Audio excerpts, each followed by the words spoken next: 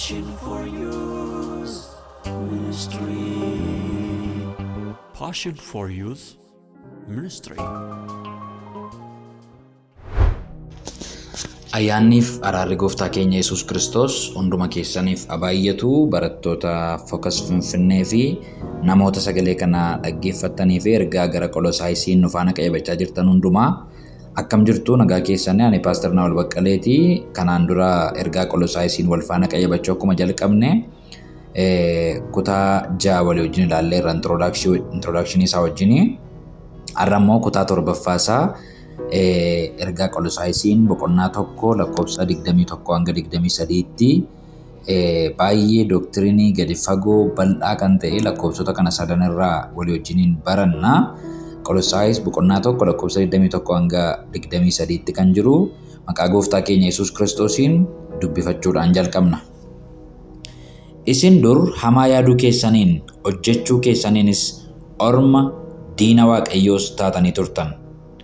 Amma garuu Waaqayyo du'a namummaa ilma isaatiin isin araarsee warra isaaf qulqullaa'an, warra mudaa hin qabne, warra balleessaa hin qabnes godhee of dura isin dhaabachiiseera.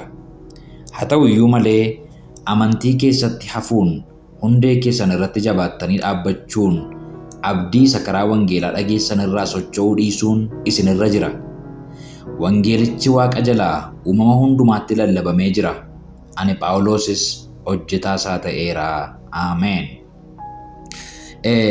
Kutaan kun baay'ee gadi fagoo kan ta'e jireenya kiristaanummaa jalqaba hamma xumuraatti kan agarsiisu versii 3 duwwaa kan qabudha. Dur amma kana booda jechoota jedhaman kana walii wajjiniin baranna jechuudha. Jireenya kiristaanummaa iddoo gurguddaa 3tti qoodeetu isin dur jedhe jalqaba lakkoofsa 21 irraati. Lakkoofsa 22 irraa immoo amma garuu jedha. Lakkoofsa 23 irraa immoo si'achi yookaan gara fuulduraatti maal gochuun akka nurra jiru kan ibsuudha jechuudha kutaan kun. Kanaaf egaa kiristaanni tokko kana sadaniin sirriitti qulqulleessee beekuu qaba.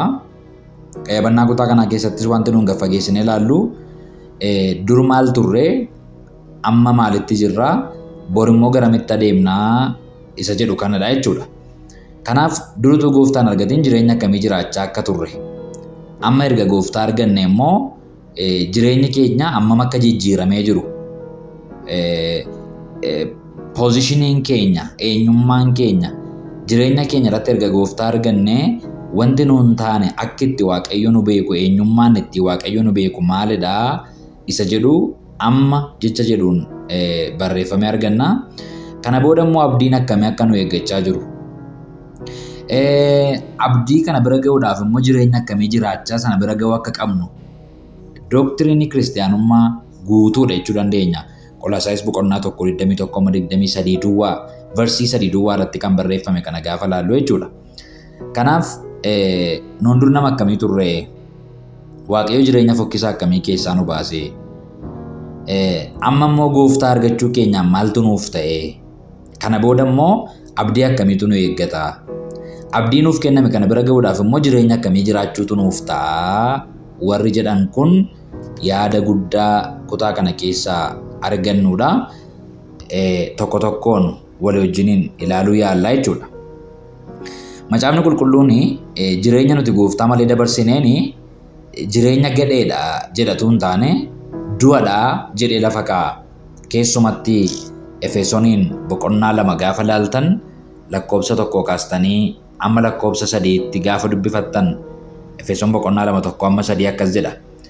Isin kanaan dura jedheetu akkuma Qolosaayis irraa dur jedhee jalqabu Efesoon irraas kanaan dura yaada jedhuunitu jalqaba. Isin kanaan dura irra daddarbaa keessaniif cubbuu keessaniin karaa hafuuraa duutanii turtanidha. Namoota gadhee turtaniin jedhu. Praaktisii gadhee jireenya keessanitti experience gochaa turtaniin jedhu. Isin kanaan dura irra daddarbaa keessaniif cubbuu keessaniin karaa hafuuraa maal taatanii turtanii duutaniidhuma turtanii nuun jedha.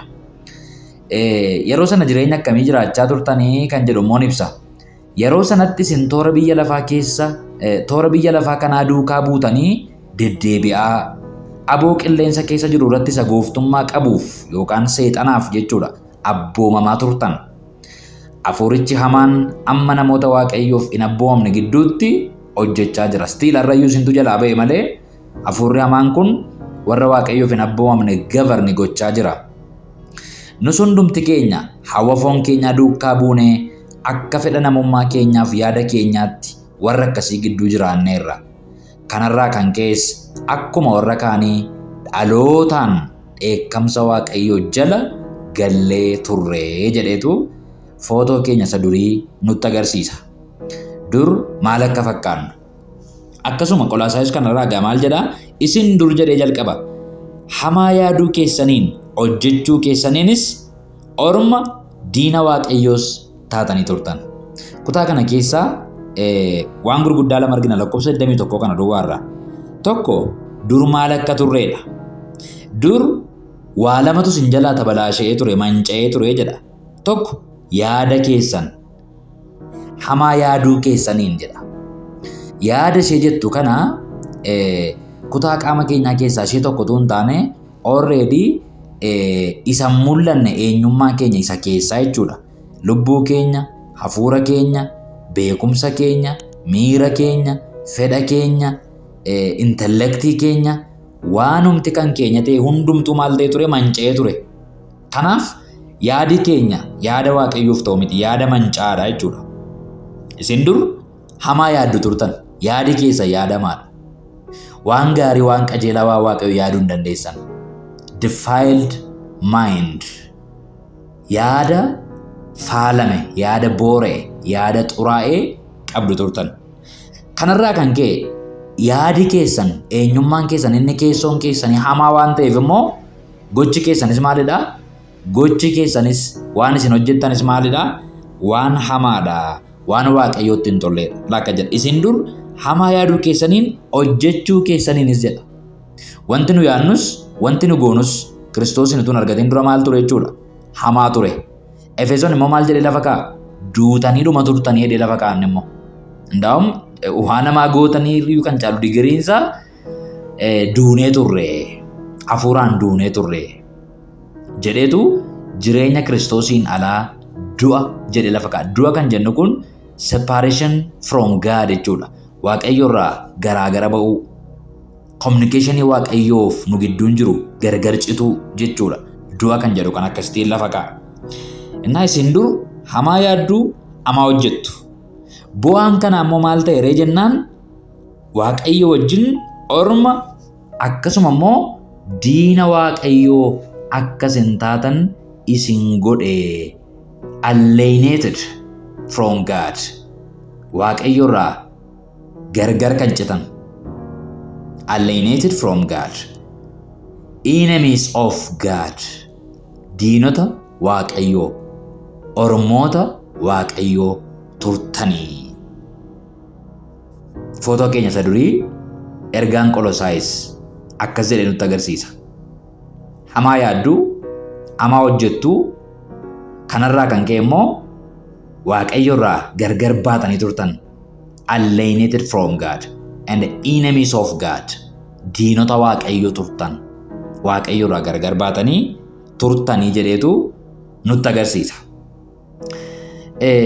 Namoonni tokko tokko utuu gooftaan argatin dura haala isaanii gaafa kaasanii anduru utuu gooftaan argatin dura jagnan ture, nama cimaan ture, mandarri guutuun na sodaata, gabaan ari'an ture jedhaniitu akka waan jireenya gaarii jiraatanii wangeela gadi na qabe malee, wangeelota akkasuma godhe malee jedhaniitu akka waan kwaalitii wayirraa yookaan cimina wayirraa akka waan gabbu'anitti odeeffatu.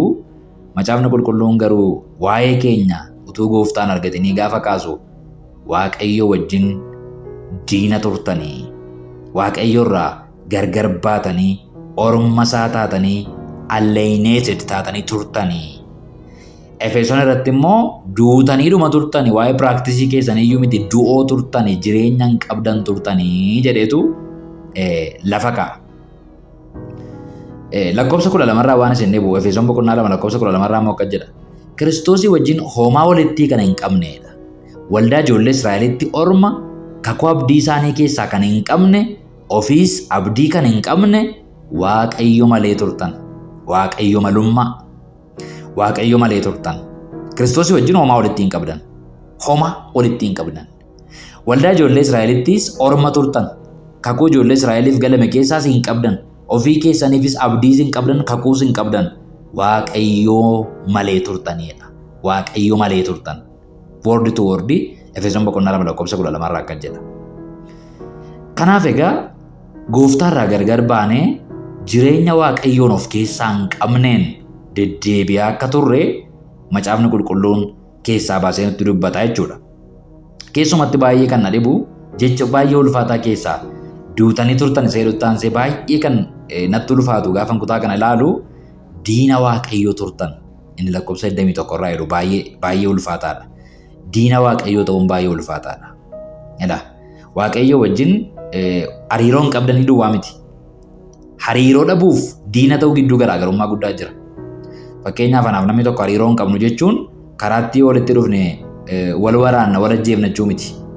Just wal hin beeknu homaayyuu walitti hin qabnu jechuudha. Kanaaf nagaatti wal bira darbuu dandeenya jechuudha. Diina jechuun garuu warra wal ajjeesuudhaaf wal barbaadu jechuudha. Warra faallaa walii jiraatu, warra faallaa walii yaadu, warra wal gammachiisutu hin taane wal aarsuudhaaf hon jedhee xiyyeeffatee jiraatu, wal ajjeesuudhaaf warra jiraatu, warra akkasii jechuudha. Diina ta'uu jechuu fi homaa walitti hin qabdan jechuun garaagara. Macaafni qulqulluun hunduma isaa digiriidhaan nuu ka'a. Efesooniif Qolaasaayisiin kutaa madubbifanne gaafa ilaaltanii waaqayyo wajjin homaa walitti hin qabdanii orma turtan jedheetu no kana duwwaa miti jedha. Diina iyyuu turtan. Orma ta'uuf diina ta'uun baay'ee garaagaradha. Digirii isaa akkasiin yaaddan barbaada. Waaqayyoon ala yeroo turre, Kiristoosii ala yeroo turre orma duwwaa turre miti. Orma turuun rakkina iyyuu hin qabu. Gaafan akka jedhu orma turuun homaa rakkina hin qabachuu koo miti. Diina ta'uun garuu orma ta'uurran caala seedu isinitti agarsiisuu barbaadeen. Diina turtan waaqayyo wajjin. Waaqayyo wajjin diina ta'uun akkam akka ulfaataa ta'e mee obboloota koo yaadaa.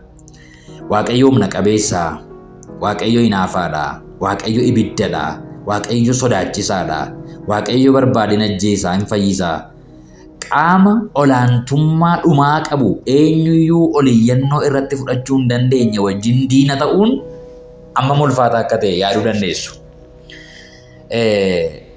Tarii nama ganda bushu wajjin diina walitti taatanii nama aanaa bushu keessaa fira qabdu taanaan rakkoo hin qabu.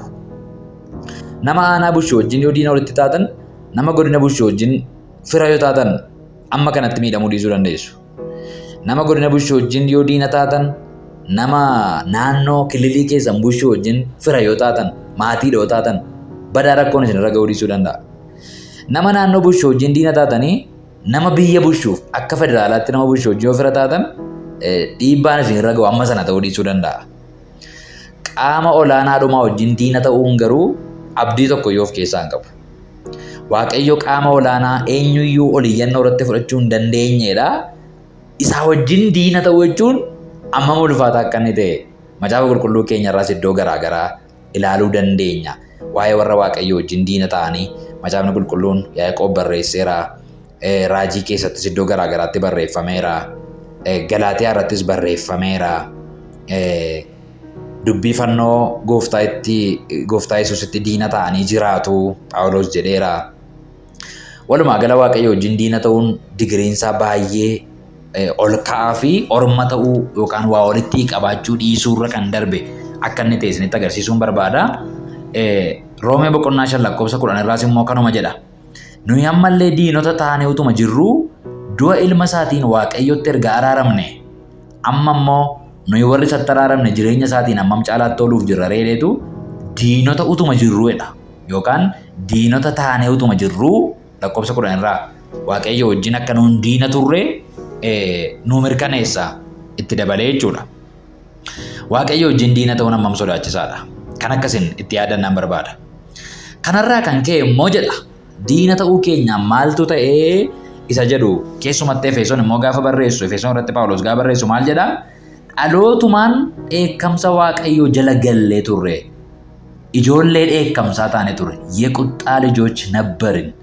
የቁጣ ልጆች ijoollee dheekkamsaa taane. Afaan Oromoon isaa immoo dhalootumaan dheekkamsa waaqayyoo jala gallee turre kan jedhu kun baay'ee natti tola. Ijoollee dheekkamsaa kan jedhu baay'ee ifaa miti. Amaariffisa የቁጣ ልጆች inni jedhu namaa galuu dhiisuu danda'a. Inni afaan Oromoo kun baay'ee namaa gala akka jedha. Dhalootumaan dheekkamsa Waaqayyoo jala gallee turre. Cubbuu waan hojjenneef miti. Kana qabadhaa. Cubbuu waan hojjenneef qofa miti. Dhalootumaan gaafuma dhalanne dheekkamsa Waaqayyoo jala gallee dhalanne jechuudha. Gaafuma garaadha keenyaa keessaa baane Efesoon boqonnaa 2 kan arganna. Nama Waaqayyoo laalee dheekkamu, nama Waaqayyoo laalee ifatu, nama Waaqayyoo laalee aaru taanee madhalanne, daa'ima taane, erga nama kabaluu, nama hamachuu, nama rukutuu, nama jibbuu dandeenye miti. Dhalootumaan dheekkamsa Waaqayyoo jala gallee turre. Diina Waaqayyoo taane, diinummaa abbaarraa zarmaan zariirraa nutti darbee jiraadha. Efesoon boqonnaa 2 gaafa dubbifattan. Boolli nuti keessa turre boolla eenyuyyuu keessaa nu baasuu danda'u hin turre obboloota ko. Boolli gadi fagoon anaaf isin keessa turre garaagar fageenyi nuuf Waaqayyoon gidduu ture garaagar fageenya eenyuyyuu keessaa nu baasuu danda'u hin turre. Dhuguma iyyuu duunee turre. Warra du'a sodaachuudhaan bara isaanii guutuu garbummaa jala jiraatan turre. Ibroota boqonnaa 2:15 irraa akkas jedha. Warra du'a sodaachuudhaan bara isaanii guutuu garbummaa jala jiraatan. Garbummaa cubbuu, garbummaa seexanaa, garbummaa eenyummaa foonii, garbummaa biyya lafaa jalatti bitamne seexanni kan nu abboomu, yaadi foon keenyaa kan nu abboomu, namoota akka kanaa taanee turre. Dhalootumaan dheekkamsa Waaqayyoo jala gallee ijoollee dheekkamsaa taanee turre. Baay'ee fagoo turre Waaqayyoorraa. Baay'ee fagoo turre abdii Waaqayyoorraa. Baay'ee fagoo turre karaa jireenyaarraa. Boolla nuun keessa turre, boolla eenyuyyuu keessaa nu baasuu danda'u akka inni hin turretu arganna. Qolaasaayis boqonnaa 1:21 irraa isin dur jedha hamaa yaaduu keessaniin yaadi keessanuu manca'ee ture. Hojiin keessanis manca'ee ture. Hojjechuu keessaniinis orma diina Waaqayyoos taatanii turtan. Orma duwwaa miti diina Waaqayyoos taatanii turtanidha. Phexros immoo akkas jechuudhaan ibsa boqonnaa 4:3 irraa 1ffaa Phexrosiin gaafa laaltan. Gadhiisiitti, hawwa keessa raawwachuutti, machiitti, garmalee nyaachuutti, garmalee dhuguutti, Waaqayyoolii tolfamaniif sagaduu keessatti karaa baay'ee seera Waaqayyoo irra daddarbuutti jiraachaa turtan. 1ffaa Phexros boqonnaa 4:3 karaa baay'eedhaan seera Waaqayyoo irra daddarbuutti jiraachaa turtan jedheetu footoo keenya isa duraanii Phexros immoo akka kanatti nutti agarsiisa. Okay, amma gaafatu kanaan jirru maaltu ta'e ammoo seetiin keenya amma maal eessa jirra, poozishiniin keenya maal fakkaataa isa jedhu gaafa dubbatu lakkoofsa 22 irraa akka jedha Qolaasaayis.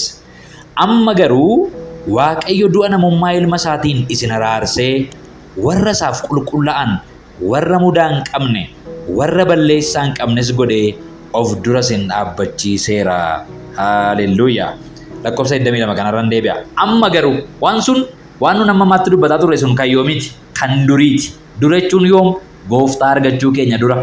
Gooftaan kun dhufeetu jireenya keenya keessatti maal godhe beektu? Bara gargar qoode. Gaafa inni dhufee dura erganni gara keenya dhufee booda laandmaarkii guddaadha. Yesus Kiristoos jireenya keenya keessa dhufuunsaa waanuma waan callisee ta'e wayi miti. Waan akkasumaanii wayi miti. Yesus Kiristoos gara jireenya keenyaa gaafa dhufe tuqaa jijjiiramaa kaa'e. Tuqaa jijjiiramaa kaa'etu isa dura isa booda jechuu dandeenya.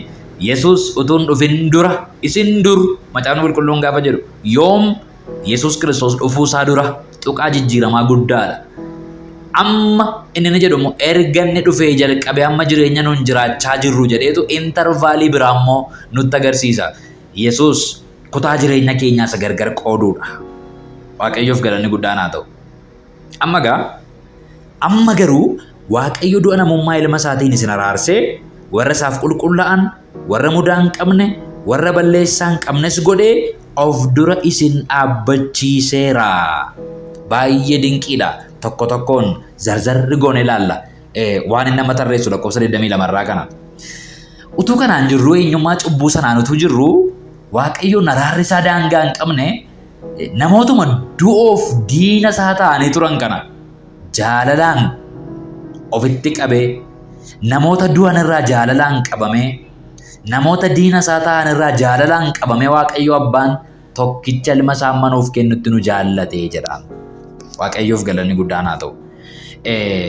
Ergaan Wangeelli Yohaannis boqonnaan 3:16 gaafa dubbistanii Waaqayyo tokkicha ilma isaa amma kennuufitti akkasumaan biyya lafaa jaallate jedha. Biyya lafaa inni jedhu sun anaaf isin eenyummaa keenya isa Kiristoos utuun gara keenyaan dhufin dura turedha jechuudha. Namoota akkamii? Namoota yaada isaanii manca'e, namoota hojiin isaaniis manca'e, namoota Waaqayyo wajjin orma turan, namoota Waaqayyo wajjin diina turan, namoota du'anii turan, namoota abdii ijoollee Israa'el keessaa hin qabne, namoota ofii isaaniitiis abdii hin qabne, namoota gadhiisiif hawwa foon isaanii raawwachuutti jiraachaa turan, namoota du'a sodaachuudhaan bara isaanii garbummaa jala jiraatan, warra sila tarreessaa oolle hundumaa namoota kana Waaqayyo Abbaan Waaqarra taa'ee ilaaleetu jaalalaan qabame, garaa compassionated ta'een, garaa ho'a qabeessaan Waaqarra taa'ee ilaale, gaddeef jaallatee jedha Macaafa Qulqulluun. Warra akkasittiin babbadan mancaan qisaasa'an kana Waaqayyo Abbaan Waaqarra taa'eetu tokkicha ilma isaa amma kennuufitti in mararsiifate, in jaallate, in gaddee fi in ho'e. Haaleluyyaa. Waaqayyoof galanni guddaan haa ta'u. Achi taa'eetu nu jaallate. Eenyummaa nu jaallachiisu tun qabaatiin nu jaallate. Eenyummaa isaa wajjin diinome qabaanneetu jirrutu achi taa'ee nuu gaddee immoo hidhii xuuxeen dhiifne ilma isaa nu ergeedhaan. Haaleluyyaa. Waaqayyoof galanni guddaan haa ta'u. Tarii namni nama waan gaarii godhe tokkoof du'uuf fedha qaba ta'a malee nama qajeelaadhaaf iyyuu waan du'uuf hin fakkaatu jedha Macaafni Qulqulluun.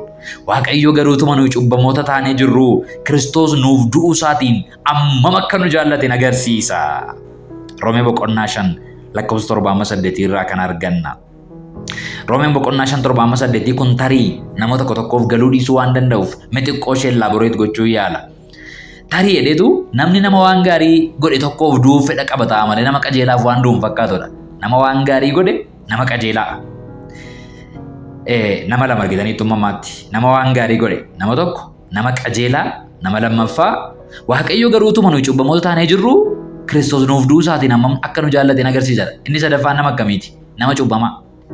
Nama 3 argina. Roomee boqonnaa 5:7 irratti. Nama waan gaarii godhe, nama qajeelaa, nama cubbamaa. Warra kana sadan wal bira kaa'ee barreessa warra Roomaatiif Phaawulos. Namni waan gaarii godhe nama akkamiidha?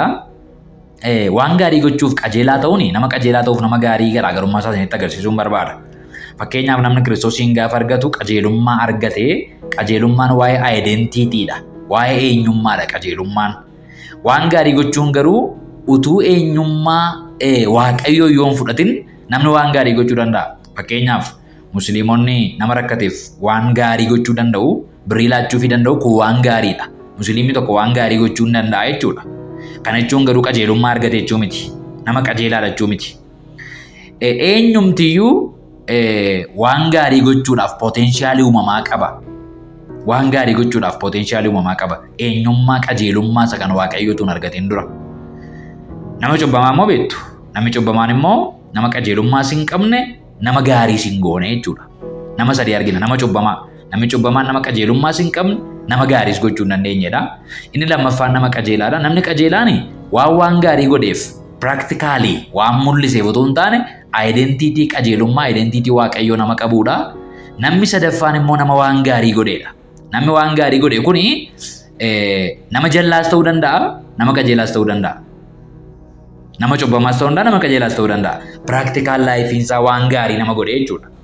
Amma gaa namoonni eenyuufituu du'uu kan jedhu gaafa barreessu Phaawulos kutaa kana keessatti namoonni nama waan gaarii godheef du'uu fedha qabaachuu danda'u. Bacinqii ganyoonaal jedhama rafisaasayyuu. Nama waan gaarii godheef namni du'uyyuu cinqiidhaan argamuu danda'a. Tarii darbee dhiina keessa argamuu danda'a. Namni nama waan gaarii godheef lubbuu isaa dabarsee kennuu jedha. Fakkeenyaaf nama biyyaaf gaarii godhee, nama biyya isaa jaallate, nama polootikaa jijjiiree waan gaarii jechuudha. Nama saba isaa bilisa baaseef namni du'u jiraachuu danda'a. Bacinqii ganyoonaal. Nama academic life irratti waan gaarii tokko saba isaaf hojjeteef namni du'uu danda'a. Nama waan gaarii contribution gaarii tokko hawaasa keessatti nama qabuuf namni du'u tarii argamuu danda'a. Nama siyaasaa cimaa jaallatamaadhaaf ta'uu danda'a, artistii jaallatamaaf ta'uu danda'a.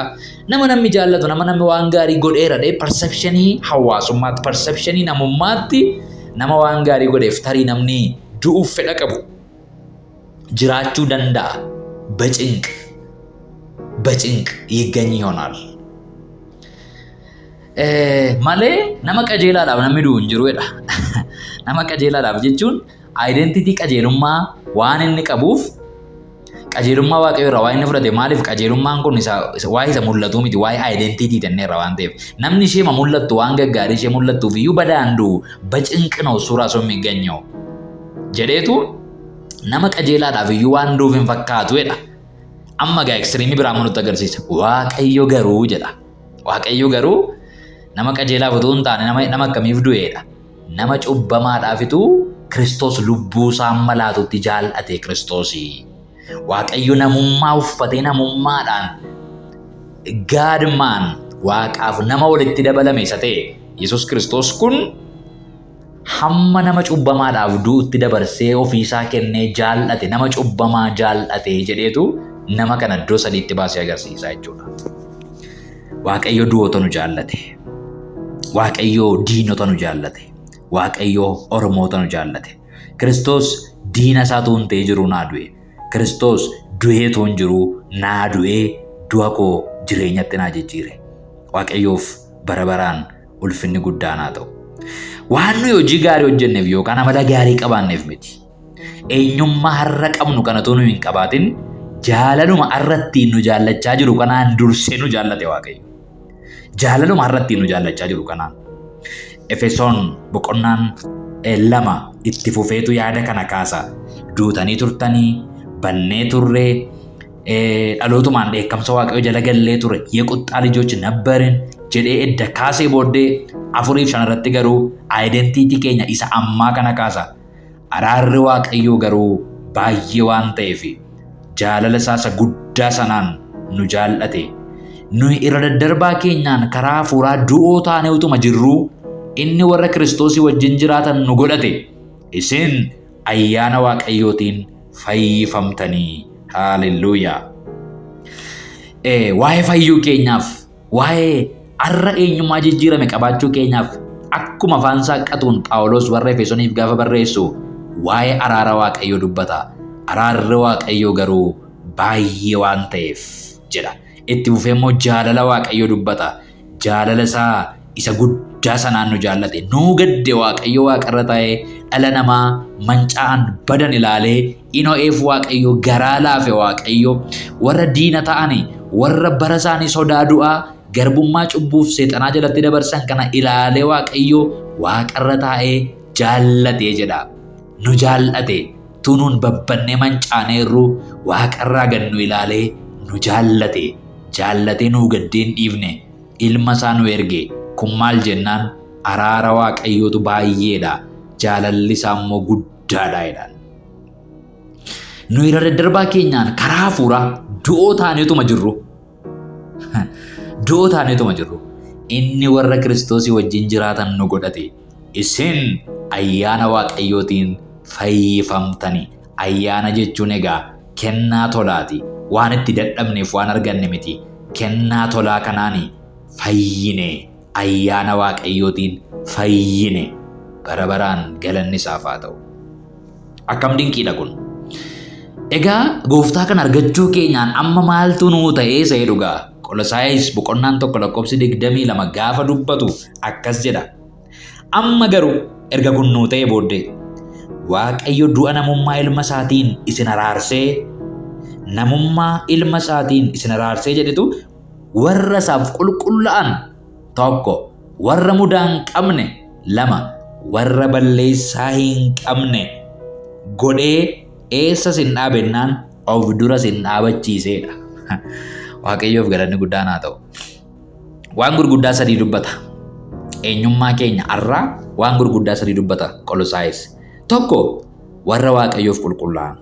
2 warra mudaa hin qabne, blameless, warra balleessaas hin qabne godheetu of dura isin dhaabbachiisee jedha. Warra qulqullaa'an jechuun maal jechuudha? Warra qulqullaa'an jechuun qadoosh, warra Waaqayyoof adda ba'an, warra faayidaa Waaqayyoo duwwaaf oolan, warra qaamni biraan isaanitti dhimma ba'uu hin dandeenye, warra seexanni isaanitti dhimma ba'uu hin dandeenye. Duraan maal gochaa turtan? Seexanaaf abboomamaa turtan, kajeellaa foon keessaniif abboomamaa turtan, gooftaa baay'ee qabdu turtan. Amma garuu ofiisaaf isin qulqulleeffate, adda isin baafate, qadoosh, adda isin godhate Waaqayyo, isin qulqulleeffate, mi'a ofiisaatii duwwaa isin godhate Waaqayyo, warra isaaf qulqullaa'an. Nutarraa warra Waaqayyoof qulqullaa'anidha. Waaqayyoof qulqullaa'uu kan jennu kuni akkuma yeroo darbes ilaalaa turre waa'ee cubbuu hojjechuuf dhiisuu duwwaa miti. Waaqayyoof qulqullaa'uu jechuun faayidaa Waaqayyoo duwwaaf ooluu jechuudha. Mi'a hojii Waaqayyoo, bu'aa Waaqayyoof duwwaa ta'uu jechuudha. Warra akkasii godhee of dura isin dhaabbachiise. Warra mudaa hin qabne, warra balleessaa hin qabne, haaleluyyaa, godheetu of dura isin dhaabbachiise. Xuraan akkamitti qulqullaa'aa ta'e? Jireenyumti isaayyuu mudaa qofa ta'ee kan ture akkamitti muda maleessa ta'e? Balleessuu qofatu hin ta'in namni Waaqayyoof diina ture akkamitti balleessaa hin qabdu jedhamee bilisa gadhiifame? Araara Waaqayyoo sammas hin jedhamneef safuudha. Waaqayyoo har'a gaafa Kiristoos keessatti nu ilaalu namoota akkamii godhee akka nu argu beektu? Warra qulqullaa'an, warra mudaa hin qabne, warra balleessaas homa hin qabne. Haaleluyyaa. Tarii ofii keenya duratti nuun namoota mudaa qabnu taane ofitti mul'achuu dandeenya. Namoota durattis namoota mudaa qaban taane mul'achuu dandeenya. Waaqayyo garuu ofiisaa durattiidha. Ilaa kan nama dhibu. Waaqayyo durattiidha laagun. Waaqayyo kuni isa kamidhaa jennee yoo ilaalle inni yoo barbaade ergamoota isaa irratti maal argata? Macaafa Qulqulluun balleessaa argata, mudaa argata yoo barbaade. Eenyu irratti? Ergamoota warra qulqulloota irratti iyyuu isa mudaa argatu kan irratti maal taanee mul'anneedha? Balleessaa kan hin qabne, mudaas kan hin qabne, waan jechaa kan hin qabne, blameless, holy, warra qulqullaa'an taaneetu mul'anne jedha. Inni uumamuu biyya lafaa durayyuu warra qulqullaa'an, warra isa duratti mudaa hin qabne akka taanuuf jaalalaan karaa Kiristoos nuuf fo'ateedha. Efesoon 1:4 immoo kun yoom yaadame? Waa'een isa duratti mudaa dhabuu keenyaa kun, waa'een isa duratti qulqullaa'uu keenyaa kun jennaan taatee amma Waaqayyo miira keessa galee waggaa 2000 irraa godhe miti. Yoom malee uumamuu biyya lafaa durayyuu karaa Kiristoosiin isin fo'atee ture, yaadaan isin qabee ture, isin qulqulleessuudhaaf pilaan godhee ture Waaqayyo. Yoom? Utuu laftiif Waaqayyoon uumame. Efesoon 1:4 immoo isa kana arganna. Kanaaf poozishiniin keenya har'a Waaqayyo nu ilaalee dheekkamaan jiru. Nyaazaaree quxxaa lijocha አይደለንም. Nama Waaqayyo ilaalee dheekkamu aaruu wayii miti jechuun maal malee? Warra inni qulqulleeffate malee. Waaqayyo nu ilaalee mudaa nurraa dhaba jechuudha. Waaqayyo nu ilaalee balleessaa nurraa dhaba. Karaa maalii? Karaa Kiristoos hojii nuuf hojjetameen. Kiristoos keessa galuu keenyaan. Waaqayyoof barbaraan galanni guddaan haa ta'u. Kun eenyummaa keenya ammaati. Gasiqnee lakkoofsa 23 irraa immoo gaafa dubbifannu akka jedha. Haa ta'u iyyuu malee amantii keessatti hafuun hundee keessan irratti jabaattanii dhaabbachuun abdii isa karaa wangeelaa dhageessan irraa socho'uu dhiisuun isinirra jira. Amma immoo kun hundumtuu edda nuuf ta'e. Poozishiniin keenya kaleessa erga kana ture. Poozishiniin keenya irraa immoo erga kana ta'e maal goonu ree akkamitti jiraannu kan jedhu gaafa kaasu jabaadhaa dhaabbadhaa nuun jedha. Maal irratti? Amantiif abdii irratti jabaadhaa dhaabbadhaa jedha. Tokko kan fayyine baay'isee abdiidhaani amantiidhaanis. Amantiin waan nuuf hojjetame waan darbee akka waan ija keenyaan argineetti amannee fudhachuudha. Lakkaachuudha amantiin. Reckoning lakkaachuudha. Abdiin immoo gara fuulduraatti sanuuf galame, sanuuf kenname, gara fuulduraatti sanuuf raawwatu maal gochuudha? Amannee lakkaachuudha, amannee fudhachuudha.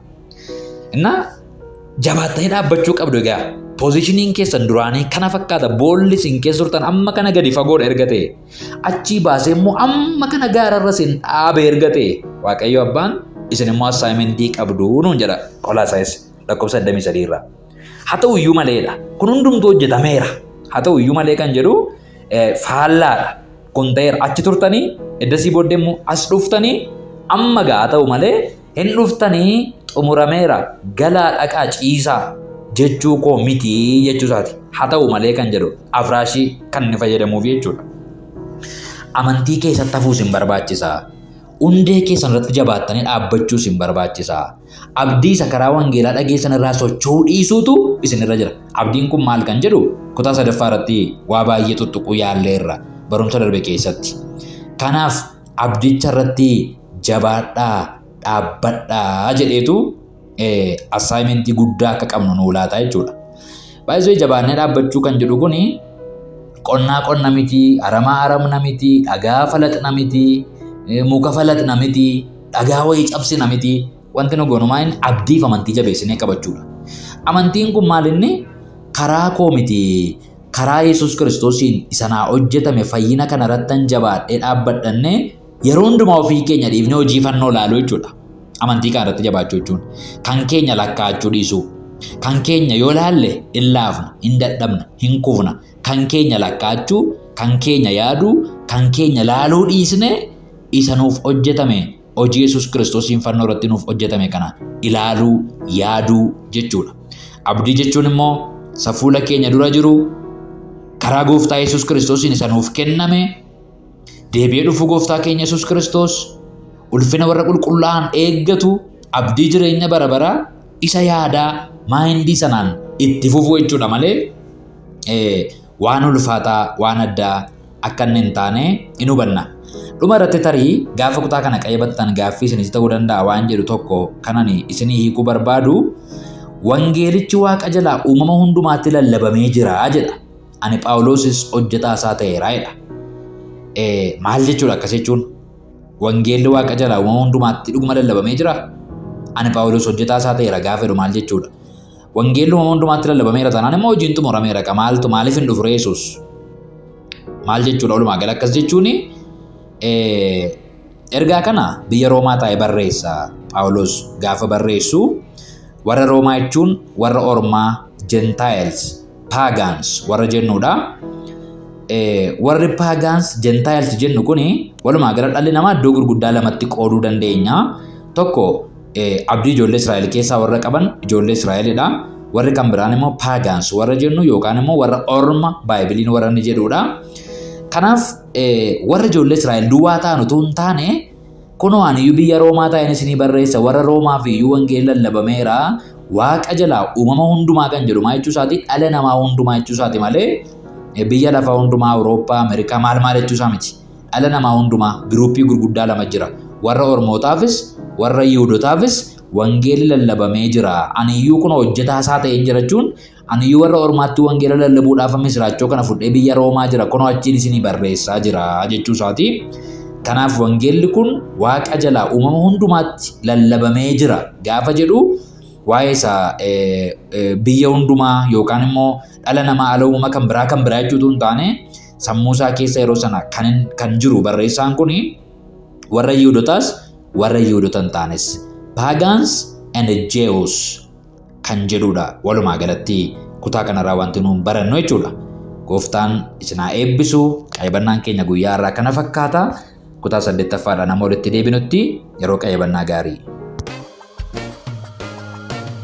Passion for Youth Ministry. Passion for Youth Ministry.